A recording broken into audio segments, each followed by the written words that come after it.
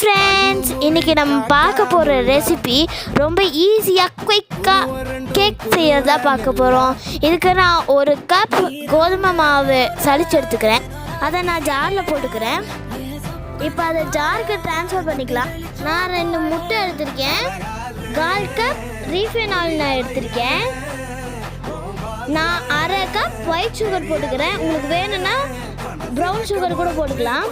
2 pinch baking soda, காய்ச்சி ஆற வச்ச பால் 1 டம்ளர், அப்புறம் நான் 1 டேபிள் ஸ்பூன் வெனிலா எசன்ஸ் நான் நல்லா அரைச்சிட்டு எடுத்துகிட்டு வந்திருக்கேன். இந்த பதத்தில் இருக்கணும். இப்போ நான் ஒரு பாத்திரத்தில் வாட்டர் கொதிக்க வச்சுக்கிறேன். அது கொதிக்கிறதுக்குள்ளே ஒரு பிளேட்டில் நெய் தடவி வச்சுட்டு கேக் லிக்விட் எடுத்து நம்ம பிளேட்டுக்கு ஊற்றிக்கலாம். ஏர் பபிள்ஸ் போகிற வரைக்கும் தட்டி விட்டுட்டு கொதிச்ச வாட்டரில் ஸ்டாண்ட் வச்சு கேக் வச்சுக்கலாம். ஒரு 5 மினிட்ஸ் கழிச்சு ஏதாச்சும் டிசைன் பண்ணிக்கோங்க. அப்புறம் 30 மினிட்ஸ்க்கு க்ளோஸ் பண்ணி வேகட்டும். வெந்ததுக்கப்புறம் எடுத்து பார்த்தா சூப்பர் அட்டகாசமாக இருந்துச்சு. டேஸ்ட்டு வேறு லெவல். உங்களுக்கு பிடிச்சிருந்துச்சுன்னா இந்த வீடியோவை லைக் பண்ணுங்கள், சப்ஸ்கிரைப் பண்ணுங்கள், மித்தவங்களுக்கு ஷேர் பண்ணணும்னு தோணுச்சுன்னா ஷேர் பண்ணுங்கள். இந்த கேக்கை நீங்கள் ட்ரை பண்ணி பார்த்துட்டு எனக்கு கமெண்டில் உங்களுக்கு எப்படி வந்துச்சுன்னு சொல்லுங்கள். தேங்க்யூ ஃபார் வாட்சிங்.